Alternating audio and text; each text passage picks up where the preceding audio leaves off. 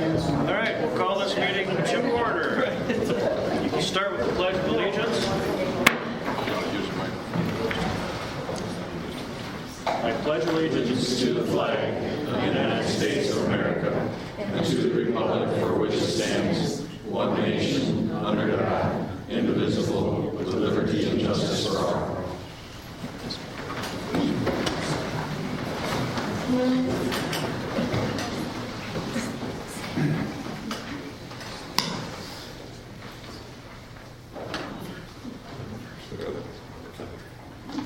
Yeah, it's on. Test 1, 2.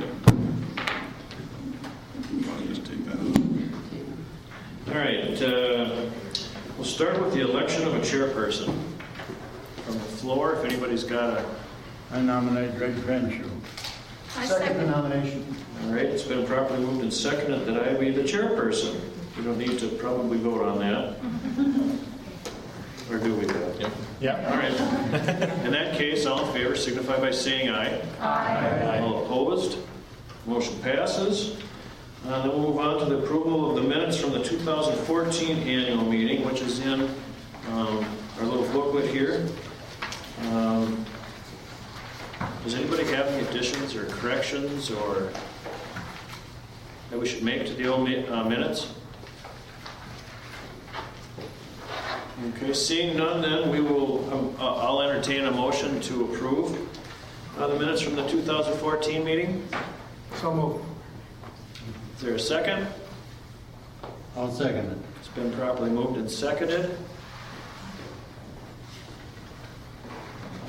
That we approve the minutes from the 2014 annual meeting. All those in favor signify by saying aye. Aye. All opposed? So then we'll move on to the auditor's letter.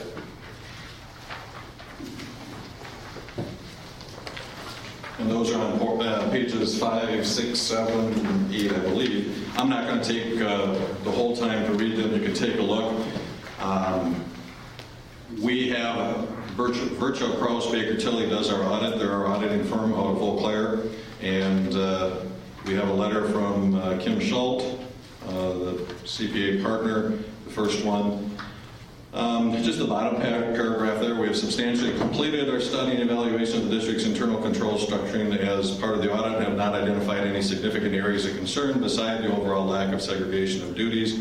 If any additional items come to our attention, we'll report them to the school board at the completion of the audit in the communication to those in charge with governance and management letter. And again, the audit they've been on site back in July and are well on their way completing it. If there would have been something, they would have cited it tonight, other than the segregation of duties, and that's something that small school districts throughout the state have each year, and we deal with those the best we can. Page 6,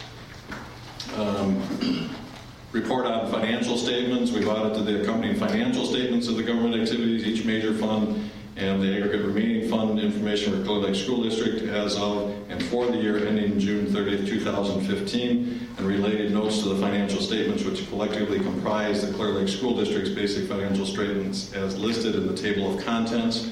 And again, just stating that they've completed looking through our numbers, haven't found anything out of the ordinary, and I guess hats off to Joy Nordby and Lori Karnick. They're the two people that manage the numbers and so forth in our business office.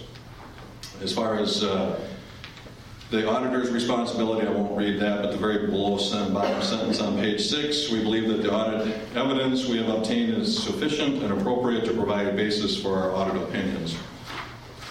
So then I'm going to go on to page 7.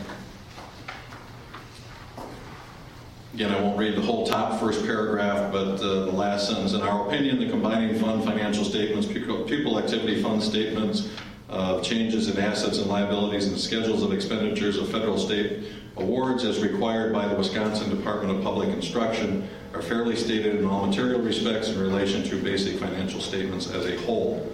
And again, we have to meet not only accounting principles, but also the Wisconsin Department of Public Instruction. Again, just that statement there. And so, going on to page 8,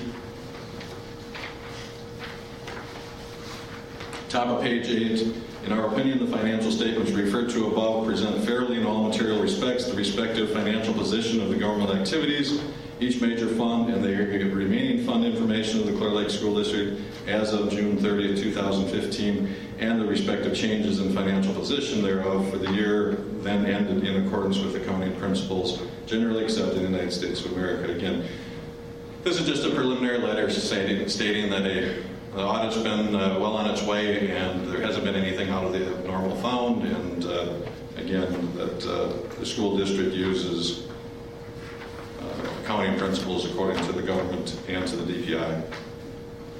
Any questions on that letter, on that letter? We'll have a more comprehensive report by the 1st of November, and typically in January, the auditing firm comes out and presents to the full school board. So if you're interested in that, watch for that on the agenda. Excuse me, Mr. Harris. Yeah. When it cites the concern of overall lack of segregated duties, what exactly does that mean? What does that mean? In a small district like ours, okay, we have 2 people, along with myself, 3 basically, that work in the business office.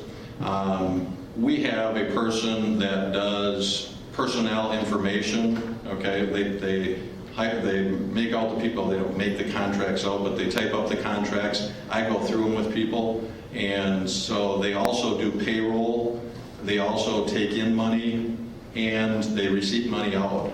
And so if you had complete segregation of duties, what you would have is a person in the business office that just handles incoming money. You'd have a person that handles just outgoing money. You'd have a HR person that just does contracts, putting them in the computer. They wouldn't actually do payroll.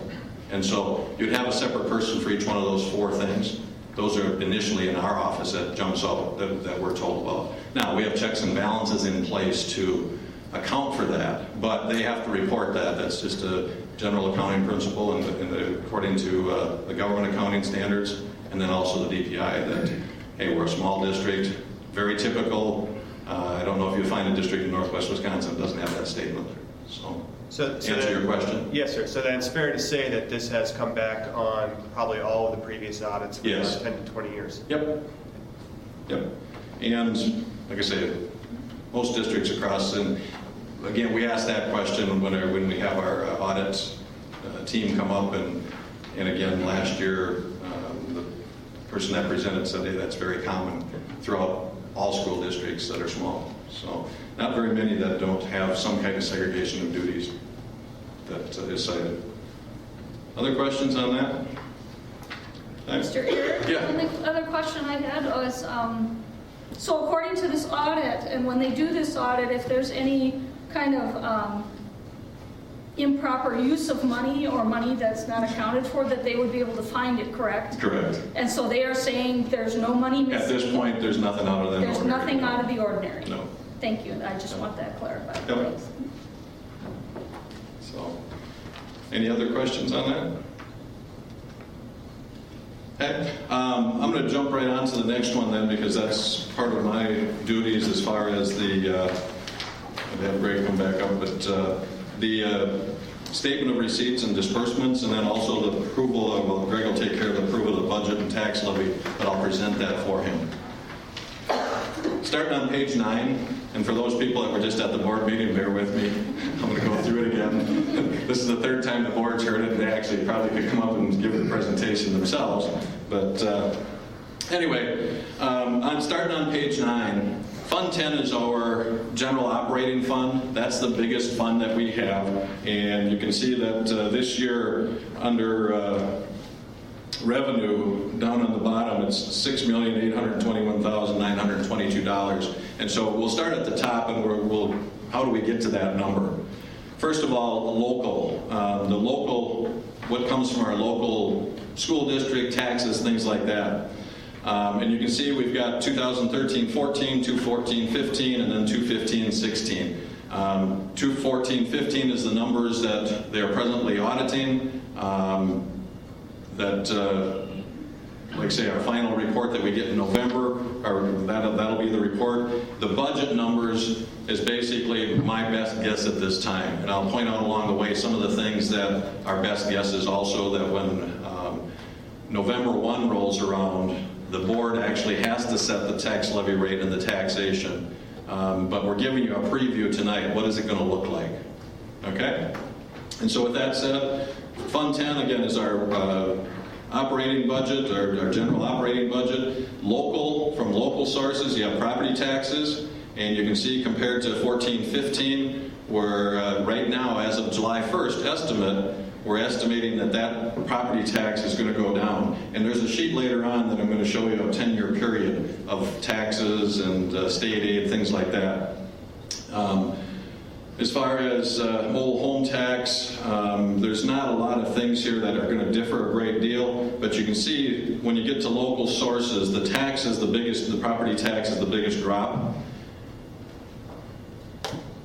Interdistrict transfers, that number, 417,824. Last year was 354. 417, that's open enrollment students coming in. For each open enrollment student coming in, we get $6,685. And for each kid that goes out, we lose $6,685. And so you'll see later on here where we're going to pay out some $370,000 also, but we're going to take in 417. So we've got a positive net in the open enrollment area. State revenues, you can see, again, as far as transportation aid, library aid, per pupil aid adjustment, I just want to point that one out. That was one that the governor didn't have in his budget this year. He had cut that. Well, the legislators put that back in. And so you can see what that meant to us. The lobbying that, whether our school board, whether myself going to Madison, meeting with legislative people, the kind of dollars that it meant to us was $120,000. And it's going to be somewhere in that vicinity. It might be more because that's based on your enrollment. And so you get $150 per student. And so if that got cut, you can see that we were starting in a big hole right off the bat. And so it didn't get cut. And if you did any kind of lobbying, thank you on behalf of our kids. Equalization aid is our state aid. And you can see that going up 19,000. Now, I want to caution you though, that number last year, that's an estimate from the state. We got that on July 1. We got not a similar number last year, but we got a number last year. It actually went down about $80,000 when we got to the October 1st evaluation, or October 1st equalization aid date, and that's when we get that. So this is an estimate by the DPI.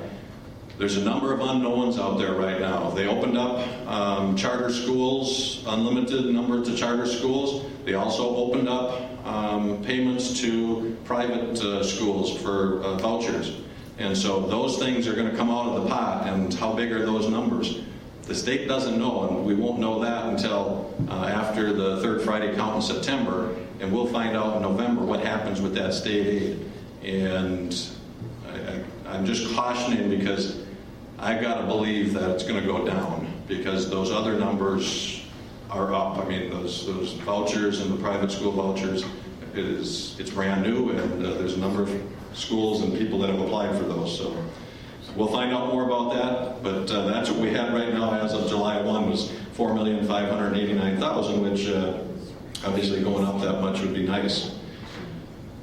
Sparsity aid is a number that because we're a school district under 750 kids, we have 10 kids, less than 10 kids per square mile. We qualify for sparsity aid. That is a $300 credit per student also. And you can see the kind of money that means to us. The past few years, that was prorated on the number of kids, and there was just a set amount of money.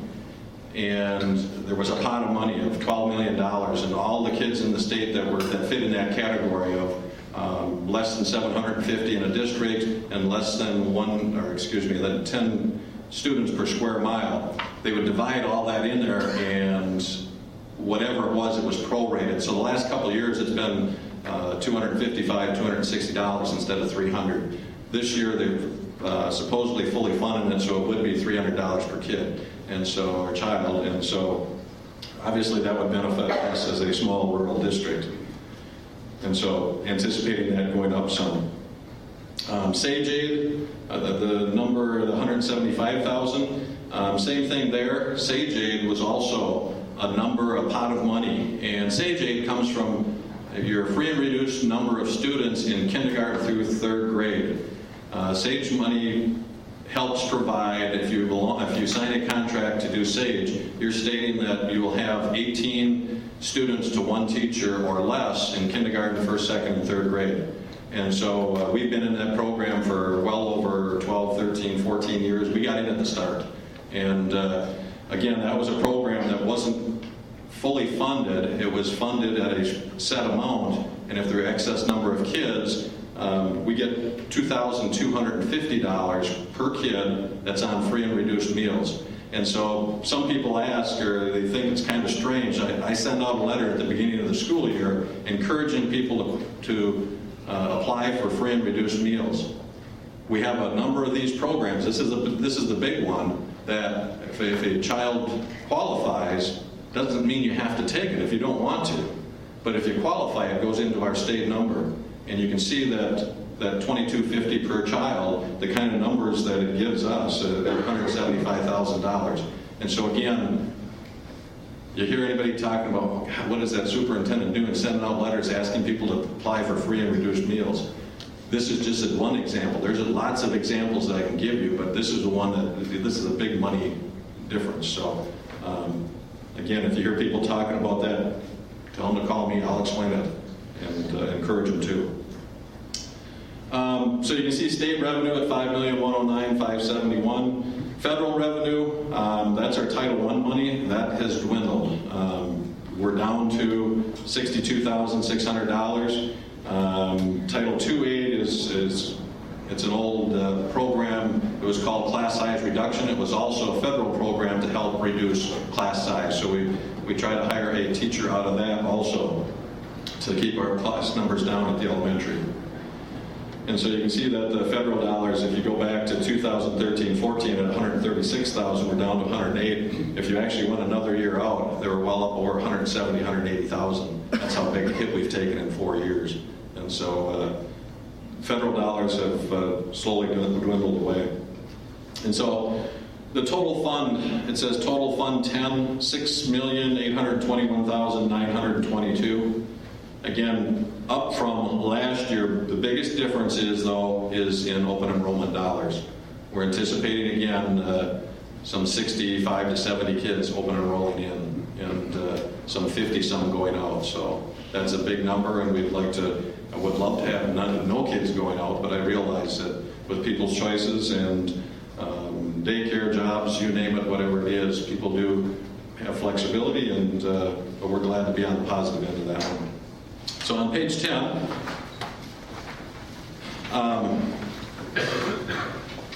what I've got in front of you in Fund 10 is a balanced budget.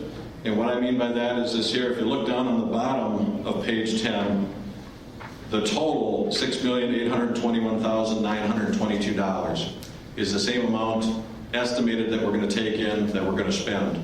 And so our beginning balance, $1,329,072, is remaining the same. I just want to give you a little bit, as long as I've got this number of people here. That's called our fund balance, and you hear a lot of talk about fund balance throughout the state, and that the school districts have large amounts of fund balance sitting around, and we can use that to cut taxes or to buy whatever. That's your daily operating checkbook, basically, if you think of it that way. That's our money for payroll. That's our money to pay the lights. That's our money and if you don't have that in your checkbook and a payroll comes up or the monthly electricity bills come up, you got to go out and borrow. It costs you money to do that. And so we want a healthy fund balance. And when we remodeled the elementary and did some remodeling here, we talked about taking out a fund balance and spending down that a little bit. And we still are projecting to do some of that. But again, that fund balance is something that you want to protect because that's your daily operating money. And it's somewhat of an insurance policy that, let's say something major would happen and we'd have to replace something that, who knows, $500,000. We've done a lot of replacing and repairing over the last 2 years in both buildings, and so hopefully we don't have something like that. But again, that's your operating fund. So if you have somebody talking about fund balance, again, that's just not money that you want to spend and have go down. And most auditors will tell you this year that 18 to 25% is a healthy fund balance, and we're in that vicinity. So try to keep it that way. Anyways, taking a look at expenditures. Again, it's a balanced budget. I'll go fairly quick through these unless you have a question along the way. Undifferentiated curriculum is the elementary. Not a whole lot of big difference there, down slightly. Regular curriculum is the high school. That's up some. Vocational curriculum, pretty much the same. Physical curriculum, pretty much the same. Co-curricular, all of our co-curriculars, whether it's athletic, whether it's academic co-curriculars, you name it, those all go into one category. And I always say this here about the co-curriculars at Clear Lake School District is, that's the other part of our education.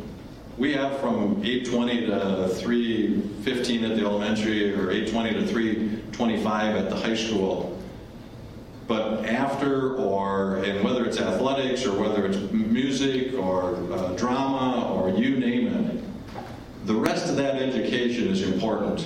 And for the dollars that we spend on it, the 1% to 2%, I mean, it's a small portion, and the bang you get for your buck. And I know there's school districts around the state talking that we can cut here, we can cut there, and so forth. You start looking at co-curriculars, and that's an area, like I say, I truly believe that whether it's from 3:15 to 5:30, that kids are getting an education that's well worth the dollars. And so, again, just a parting word there about co-curriculars, that for the money we spend, there's a lot of bang for the dollar. The support services, pupil services, is the counseling, and we did move to a full-time counselor at the elementary. Just felt we could justify that, and well worth it, and I know I look forward to Jessica Millar being there full-time, and just with all the things that come along with education and children, she's a great asset to the district, and glad to have her on full-time. Educational media speaks for itself, is the media area, and then also our technology, Ben Strobach area. Administration, district administration is my office. The building administration is the principal's offices and all the people. Fiscal is Mrs. Karnick's office, and our bookkeeping and software, things like that. Operation is the custodial, and you can see that's pretty flat also. Maintenance, last year we had 49,000, dropping it to 41,000. Again, that's just an area that money, from time to time we move it around. I may come to the board in the spring, or next superintendent in the spring, and say, you know what, we've remodeled the last how many years, we don't need to use any of that money for any maintenance, let's move it somewhere else. Okay? Facilities and acquisitions, remodeling, same thing there. We spent $45,000 this last year, dropping it to $25,000. It was just, when you do a remodeling project like we did, and then you come down to the end, and we put extra money in the budget in those areas to finish off, or whether it's purchasing extra bulletin boards, or you name it. I use that as a small example because we didn't purchase $25,000 for bulletin boards, but that number would tend to get smaller as we finished up the remodeling, and as I reported at the board meeting tonight, you'll see it on here when we get to Fund 49. We're about finished with all the projects. Transportation is the busing, and again, not a whole lot of difference there. Internal services, same. Central services, again, whether it's postage, telephone, and so forth. Insurance and judgments down slightly there, and that are, I was going to say liability, not liability insurance, but workman's comp went down, and so that's the reason for that going down. And then as far as interfund transfers, what are those? Special education, we get federal dollars, we get state dollars for special education. It's in Fund 27, and you'll see that later on here in a couple pages. we have to balance that out. So we have to, from Fund 10, our general fund, we have to transfer that money to Fund 27 to balance that out. And so that's what that $560,000 is to balance out special education. Fund 39 referendum, $128,000. And I mentioned to the board earlier tonight, that's a number I've got built into the budget. And that's a number also that our financial plan would have us taking out of fund balance. Right now, I don't have it coming out of fund balance. I've just got it coming out of our regular Fund 10. And so when we have all the numbers in October, I hope it's still a favorable number that we can say that same thing, that $128,000 is going to come out of the regular operating budget, and we don't have to touch fund balance. As I said before, fund balance is your checkbook, and if we don't have to touch it, great. Whoever the next superintendent is will be in good shape to say, you know what, yeah, let's take something out of fund balance. We're going to have some flexibility, and so that's built into this budget. And so again, I point that number out. Last year, you can see we took out $243,524, and so this would be the last number this year out of our spending plan with the remodeling, because we didn't want to have taxes go flying all over the place. We said we would keep them at a level place, and so you'll see later on here also that we're paying interest only the first couple of years here, and then once the high school goes off next year, we start paying principal. So again, I want to mention that number. And then you see the open enrollment number. Yeah, 307,106 last year, up to 372,560. That's accounting for every kid that did file. We don't know that number till the third Friday in September, but that right now is accounting for all students that did open enroll. So again, money out with open enrollment, money in with open enrollment. We're fortunate that we have more money coming in. So again, the total expenditures in Fund 10, $6,821,922, again, a balanced budget. Any questions on this Fund 10? Because that's the big number that. Okay. And so the ending fund balance, again, trying to keep it as healthy as possible at $1,329,072. I'll move fairly quickly through the next few pages. Fund 23 on page 11. Fund 23 was called Teach Funds. It was for technology. The actual revenue from that, we quit getting revenue probably 6 years ago, but we had some money that we carried over each year. Well, you can see back in 13-14, we spent that final $11,000, and it had to be on technology, and so it was on equipment back then. I just left it in there because it was in 13-14, but there is some talk in the state that we may see some money eventually in technology areas, again, similar to Teach Funds, but it hasn't happened yet, so there's nothing there. Special Education, Fund 27. You can see first of all, the revenues, the transfer from Fund 10, the $560,000. Then you see inter-district transitive aids. We have some students from other schools or that we get open enrollment students that we get money for. Transitive state aids.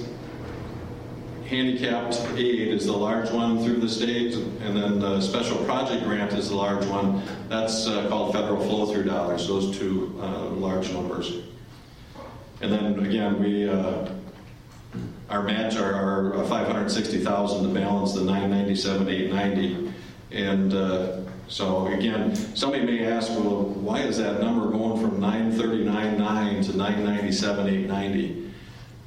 The federal flow-through dollars we get, and we can carry so much over each year for 2 years, and after 2 years, you either spend it or you lose it.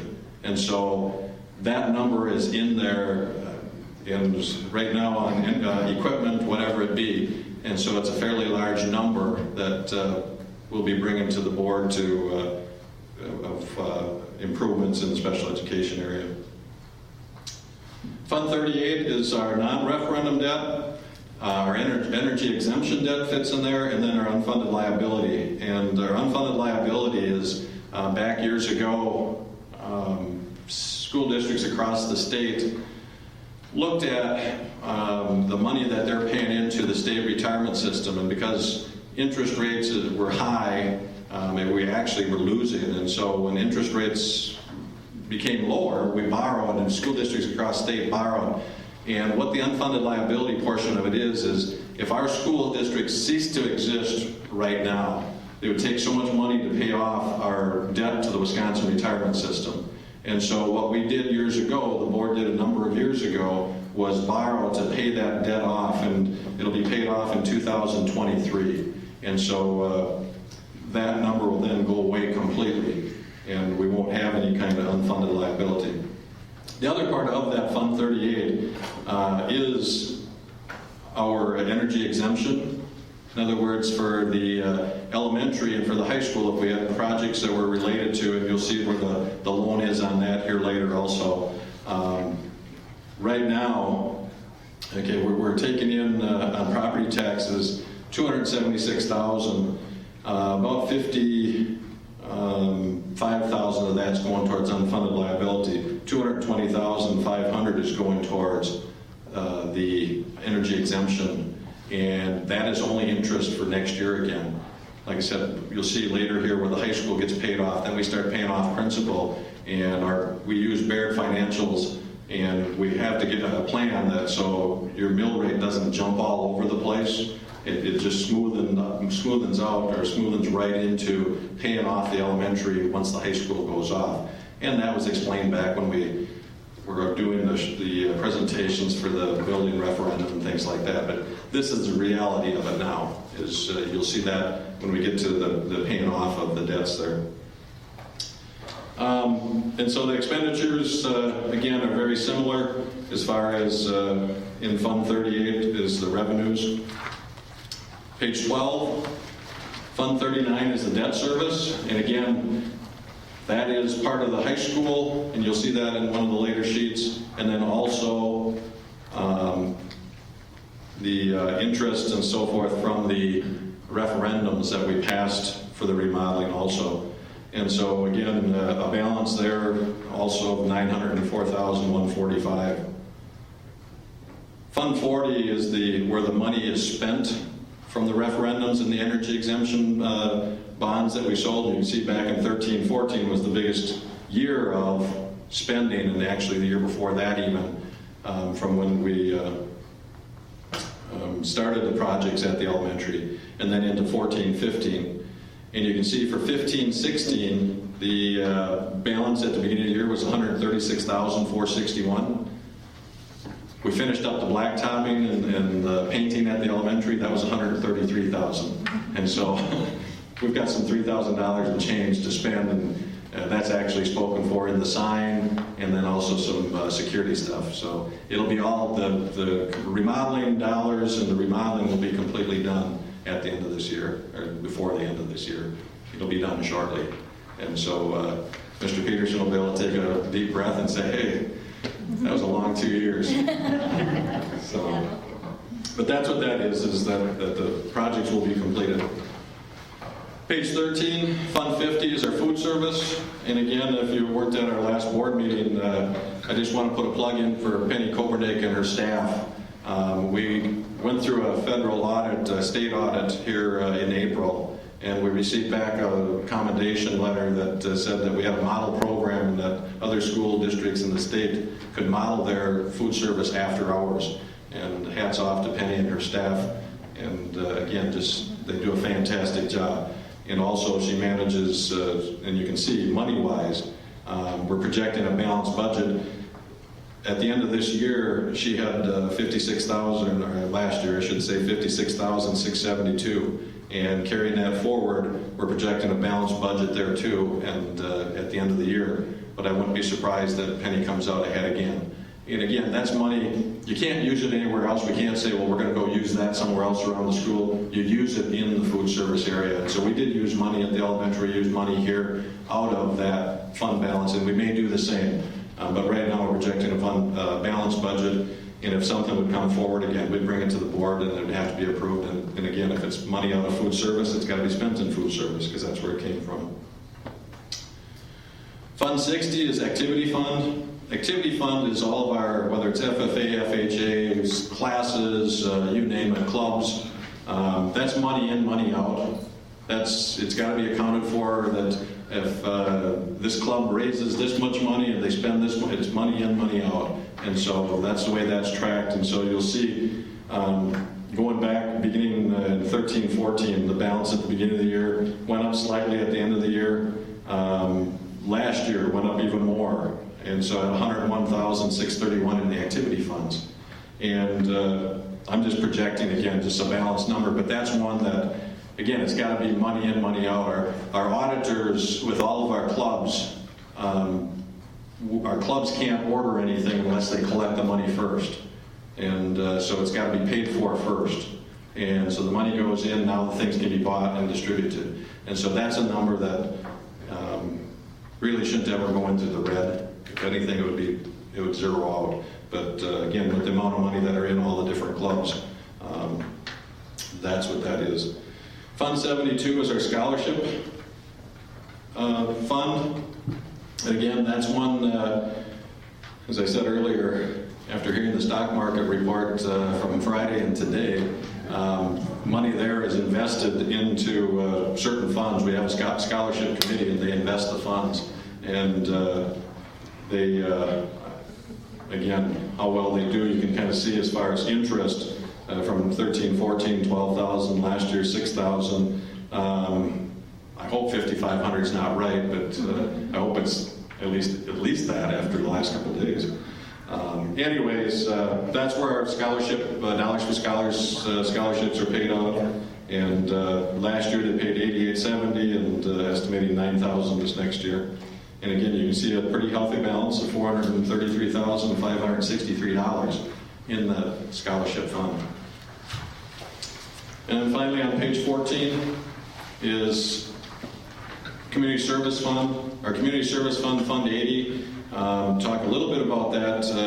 That number, the property taxes on that number has been frozen at $20,000 for a number of years. And we can't raise that. And so whatever we do as far as community service, and you ask, well, what is community service? Any classes we do for students outside of the school day, after, whether it's bike rodeo, four-wheeler safety, snowmobile safety, gun safety, any or adult classes, all fall under that category.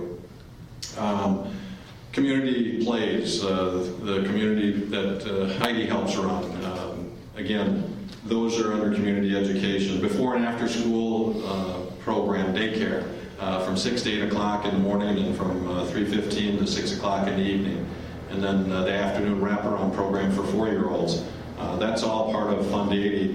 And you can see this last year we had a fund balance at the beginning of the year of $5,000 and we ended up with $18,000. So they had an excellent year in community ed.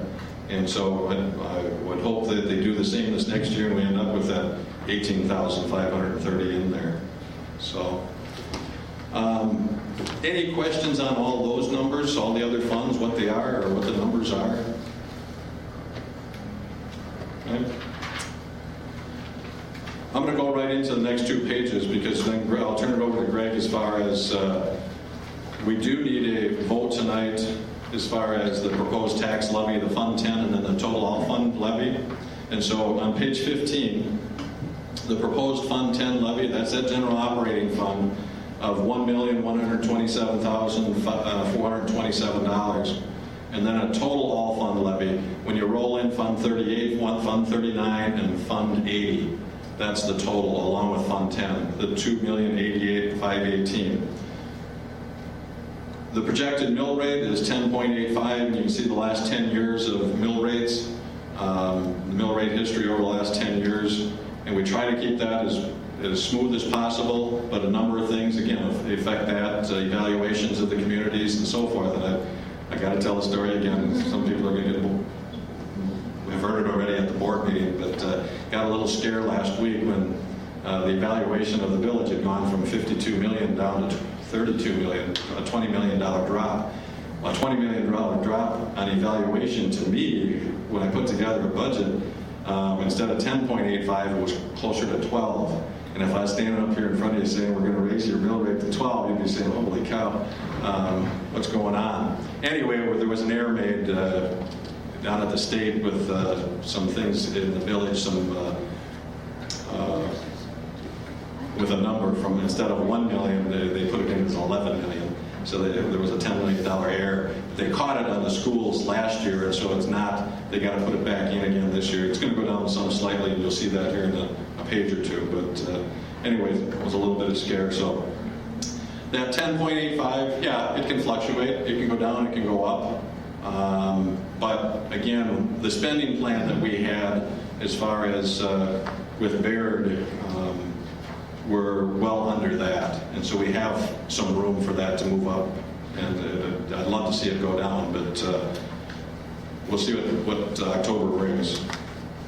Next page on 16, just a little history of the tax levies. And really that number out on the far right is the one that we try to keep as smooth as possible. And you can see that it's been, again, not jumping all over the place, but that's where our spending plan with remodeling and everything comes into play, that try to keep that in line, because evaluations, we anticipated evaluations would go up a couple percent. But you'll see a page in a couple pages here that because of the downside of the village, they didn't go up 2%. But again, estimated property taxes, $10.85 per thousand. And again, that's well under what we projected from our financial prognosis with Baird. Page 17 is just the sources of revenue where our school district gets its money. You'll hear people ask, well, how much are you state funded? Clear Lake has been historically anywhere from 70 to 75% state funded. And this is just a diagram that shows that. Last year we were 71.91 and projecting 74.95. But again, if that number in state aid goes down, that percentage obviously goes down. So again, just keep that in mind. Page 18 is the equalized values. Again, what I was talking about with the village, it is going down some, but it's not 29%, it's 6%. Again, the rest of the townships, so we're going up 0.4% when we were anticipating or projecting about 2%, but again, 4% or 0.4% rather than going down 29 is, like I said, I broke out into a cold sweat when I saw that number. So, I'm going to see if I'm going to stop right there and let Greg, and then I'll come back to, or I might keep going and just let Greg take over then. Yeah, I'll finish up quickly here. The rest of the pages. Page 19 is the final payments on the junior senior high school. You can see that next May we're completely paid off of the junior senior high school. The page 20 was the unfunded liability, that debt retirement that I talked about, and being paid off in 2023. And then page 21 is the energy exemption bonds between the elementary and high school, what we borrowed to save energy on. And again, you can see that we're paying interest only. And then once the high school goes off, we'll start paying principal there. Same with page 22. That's the referendum bonds of the remodeling. Same thing there over the November and then May next year. And November of 16 and then 17, we start paying off the principal also. Again, a plan that smoothens, so again, your mill rate and your taxation doesn't fly all over the place. And then page 23 is a summary of all of them together. And I'm just going to keep going. 24, 25, 26 are all personnel. And correct me, Lori, if I'm about 99 people in the district that work? 98. Okay. And then on page 27, our enrollment. Last year that was 607, 620. Be up slightly, hopefully. I'll take another 10, 15, 20 kids. And the reason I say that is so, again, those unknowns when it comes to a budget, our state aid is based on student enrollment, is based on the money you spent last year, is based on what everybody else spends in the state. And so again, those are unknowns that we don't know about, and we won't know those till October 15th. So this is the best guess budget, and I'm going to let Greg come back to that because he's going to ask for you to approve that mill rates of 10.85 and then the Fund 10 and all levy budget. So Greg, I'll let you take back over. Thank you, Brad. So if you guys have your booklet open on page 2, we'll go right down the line and take care of the items of business that are before us. The first one is the approval of the budget and the tax levy. I will entertain a motion to approve it. Janet made a motion. Do I hear a second? Second. And it's been properly moved and seconded now. Who seconded it? I didn't know. Okay, Lori's taking notes here. She's doing the minutes tonight. So if you guys, when we go through these things, and if you make a motion or a second, we just have to make sure we get the names out there. So if we could do that, that would help Lori out. So it has been properly moved and seconded that we approve the budget and the tax levy. All those in favor signify by saying aye. Aye. All those opposed? Motion passes. The budget and the tax levy are approved. Now the next item of business is the approval of the school board salaries. I would entertain a motion at this time. Mr. Chairman, Randy Dean here. I'd like to make a motion in this regard. I'd like to make a motion to keep school board salaries at their current amount. I don't know if you wanted to announce that, but... Yeah, that's public, it's $2,500. Yep, Okay. $2,500 a year. Make a motion we keep them at that current amount with a stipulation that each school board member's salary will be paid to an individual school board member only when they have participated in at least 2 Wisconsin Association of School Board workshops every year in their 3-year term. Those workshops include, and by the way, I've got this written down already, so you don't have to write it fast. These workshops include, but are not exclusive to, new board member orientations, school board governance, and school governance, development, effective school board practices and policy, and in January especially, one that was always good for me was the State School Board Convention in Milwaukee. It always offers a full slate of workshops and opportunities for the education of a school board member. As I recall, these WASB events are underwritten by the district for board participation, and I would recommend that we continue to provide that financial backing for board members to attend. Since school board salaries, as I recall, are paid in June and December, is that the ongoing practice? Pretty close. So as they are paid in June and December, and WASB conducts at least 7 events, perhaps more evenly distributed throughout the year, including the annual Milwaukee School Board Convention in January, there should be ample opportunity for each board member to attend at least 2 of these functions in a timely fashion. One before June, before that paycheck, and one before December, in order to receive their twice yearly paychecks. If no workshop is attended before June, their paycheck for that 6-month period would be forfeited. If no workshop is attended before December, their paycheck for that 6-month period would be forfeited. This motion is an attempt to provide incentive for school board enrichment and to prevent the kind of behavior which is inspired by petition of no confidence in at least one board member of our current Board of Education. That's my motion, Mr. Chairman. Okay, we all heard the motion. Do I hear a second? Is there any input from the board? Not from the board. No, it's public. Okay, it's been properly moved and seconded that Randy's motion of, and we all heard it, and he's got it written down for Larry to calculate. I'll entertain at this moment. Any discussion? Yeah. Okay, well, seeing none, then we will proceed to vote. All those in favor of that motion signify by saying aye.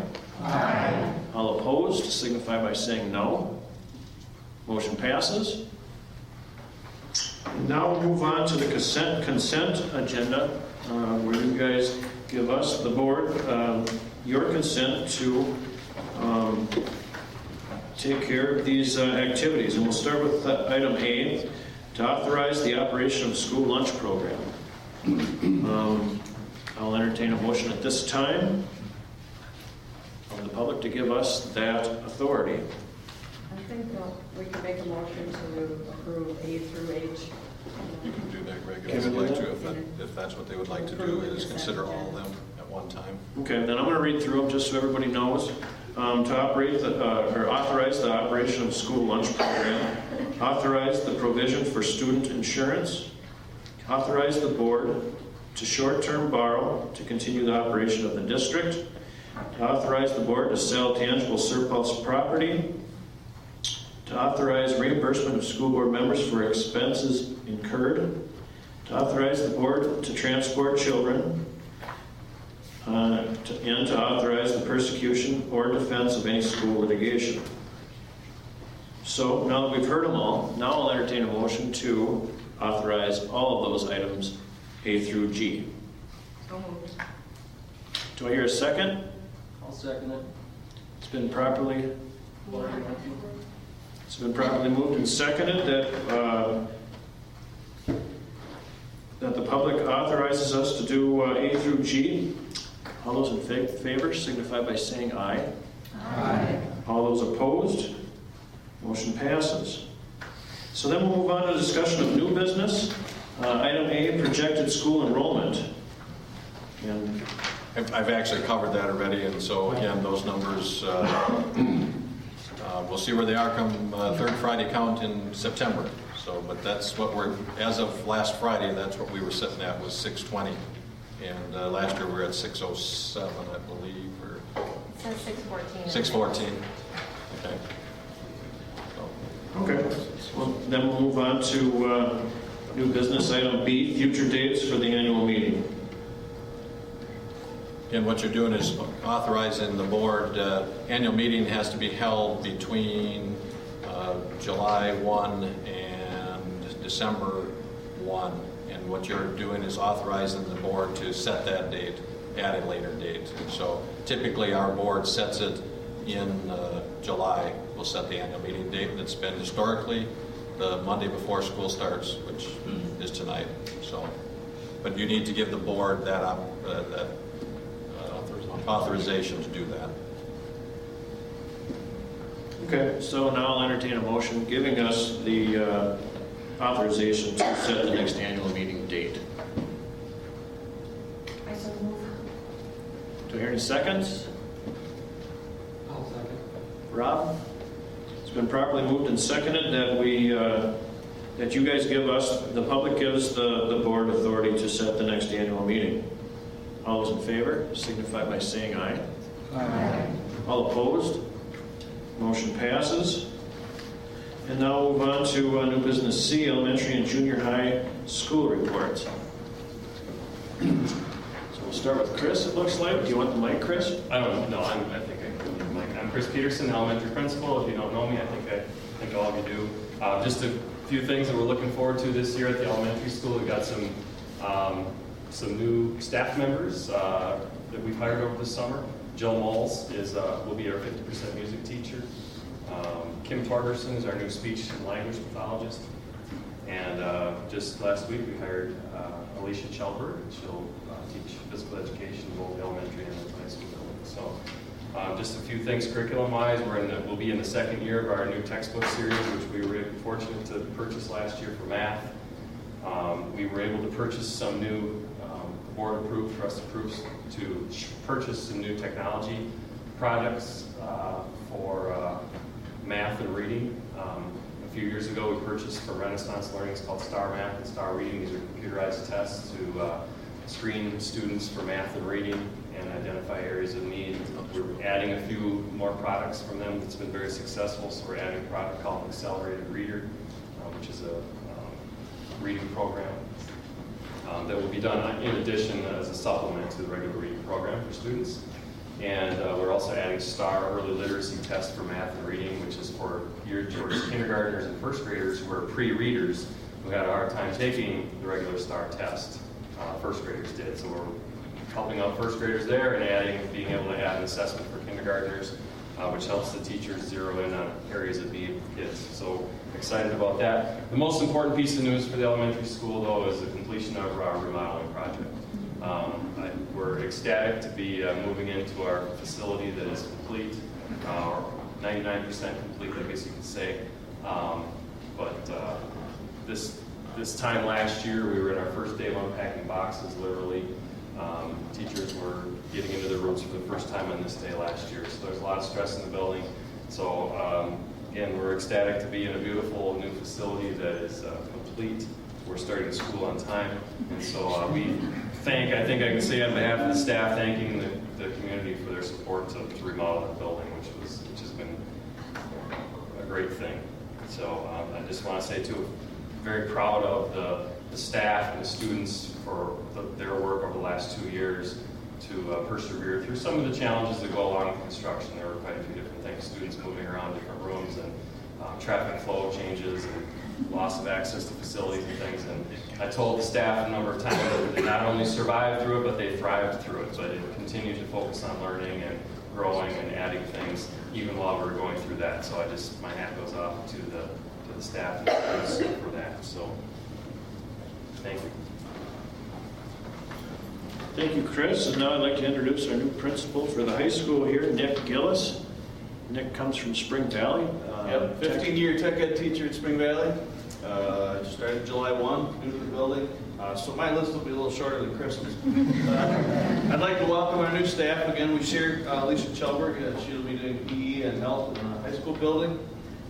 We welcome Dawn Johnson. She's our new 50% business education teacher. And we have Whitley Tronstead, who will be doing the special education department. You can see the nice new floor we have in the building. That was the big work project in this building this summer. It was a big mess, but it turned out just beautiful. It gets the last coat of wax on Friday, so it'll be pretty nice. We're going to be welcoming our new 7th graders tomorrow night. 7th grade orientation starts at 6:45. We have a bunch of different activities planned for them so they can get used to the building and find their way around and get comfortable. I want to especially thank the staff that's going to be here. They basically volunteer their time and they come in and help us out and really make our new students feel welcome in the building so they get acclimated. Then lastly, we're going to be welcoming back our regular staff Wednesday and Thursday with in-service. We have all kinds of things planned for them those 2 days. Thank you. Thank you, Nick.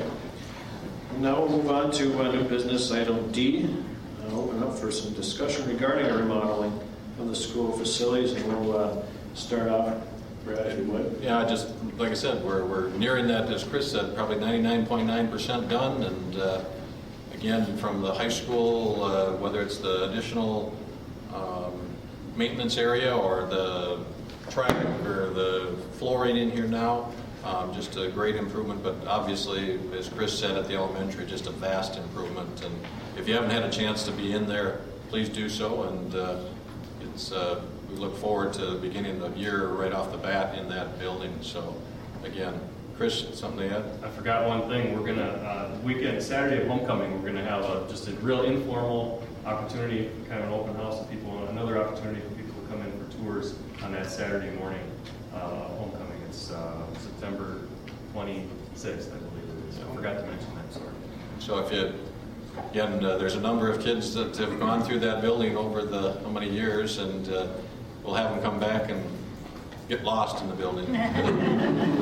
Won't recognize it. So anyway, coming down the stretch and finishing that up. I don't know if anybody has any questions in regard to that. If not, look forward to having it completely done. Does anybody have any additional comments concerning or regarding the facilities updates that we've done this last couple of years? I know it's been fun to be a part of it from my perspective, and I hats off to the community for putting faith into the board and then in turn into the administration, making it all come about. You know, I don't know how many years it was this building was just complete. 20? 96. And here we are in the last year of payments, so part of history.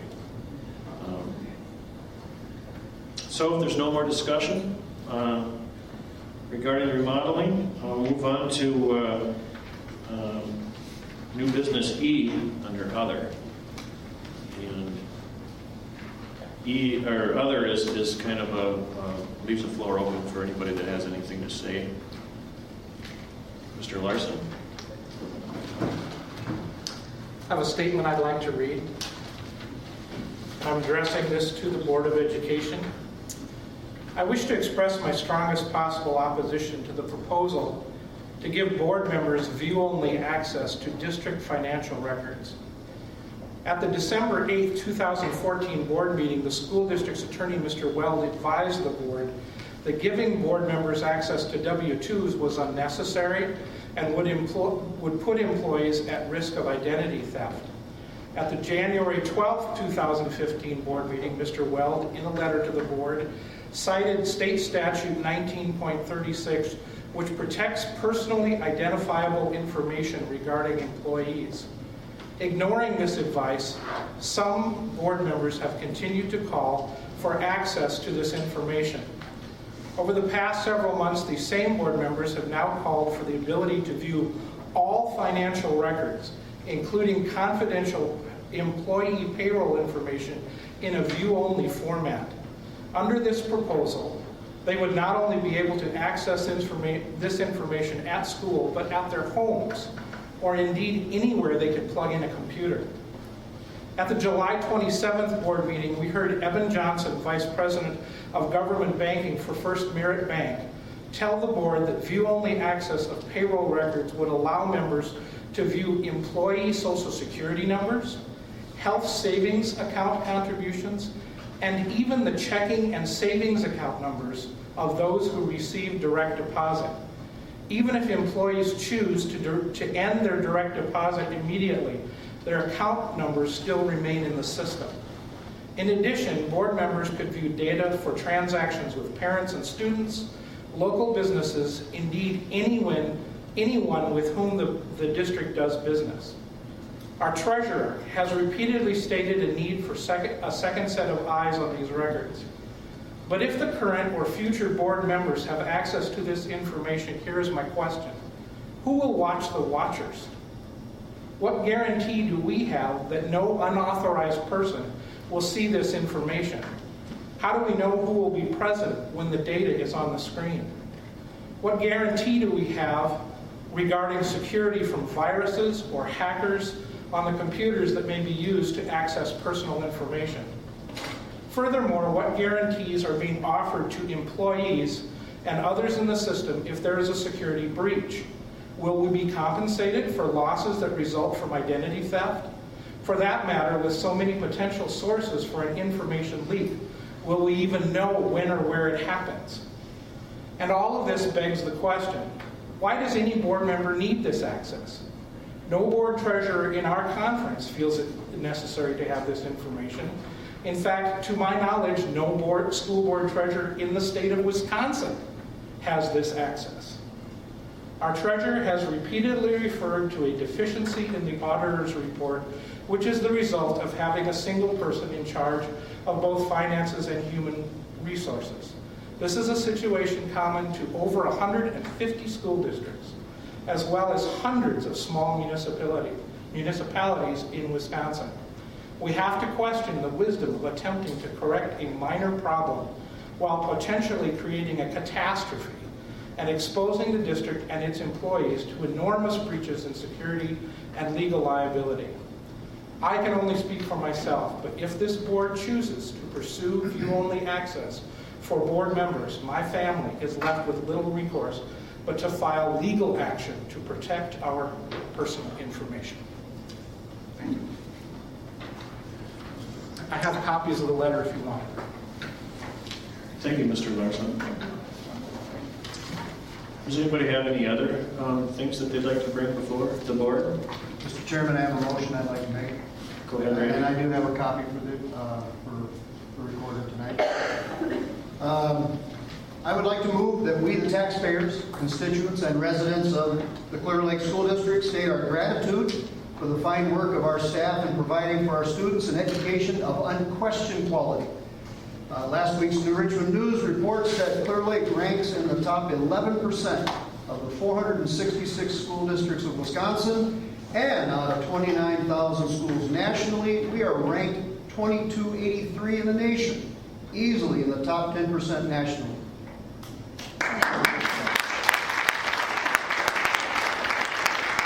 This is due in major portion to the dedication of our staff. As such, we urge this Board of Education to behave in an honoring manner toward all of our staff. It has come to my attention that at least one board member here tonight has taken it upon himself to challenge teachers and staff individually outside of proper protocol and legal parameters.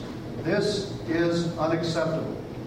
No one board member of the Board of Education should be allowed to confront, correct, or challenge any staff member outside of a legal open meeting conducted by the entire Board of Education. No one board member should have access to our staff's files, paychecks, or personal information as stated by Mr. Larson, outside of any legally posted open meeting. And I would add, and even then, it's got to be conducted by proper protocol and legal parameters. Our staff has earned the respect of this community and this board.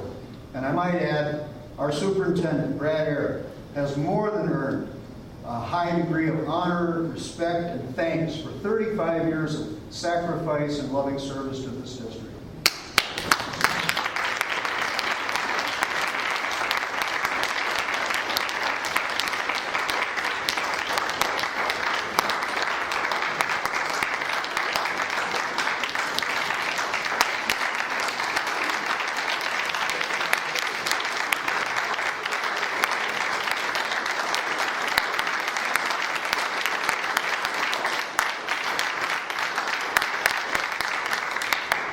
Our staff has earned the respect of this community and of this board. Anything less will be met with firm resolve from this community for this board to behave in a manner reflective of the heritage of the good people of the Clear Lake School District. I am concerned personally that Mr. Brad Ayer's retirement is reflective of a toxic attitude toward our staff. I am concerned that many more excellent staff members may be lost if we do not demand better from this school board. This motion is my demand. Thank you, Mr. Chairman. So we've all heard the motion. Are there any seconds? I second it. It's been properly moved and seconded. The motion that Randy brought forth to us, as it was read, and I'm sure a copy will be given to Lori and it'll be in the minutes. All those in favor signify by saying aye. Aye. All opposed? Motion passes. Thank you, Randy. All right, are there any other things that anybody would like to bring before the board?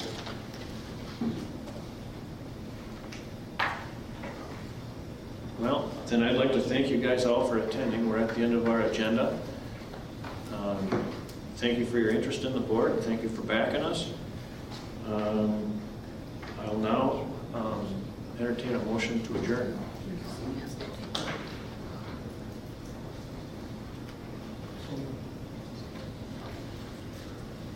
Do I hear a second? I'll second that. It's been properly moved and seconded that we adjourn. All those in favor signify by saying aye. Aye. All opposed? Motion passes. We're adjourned.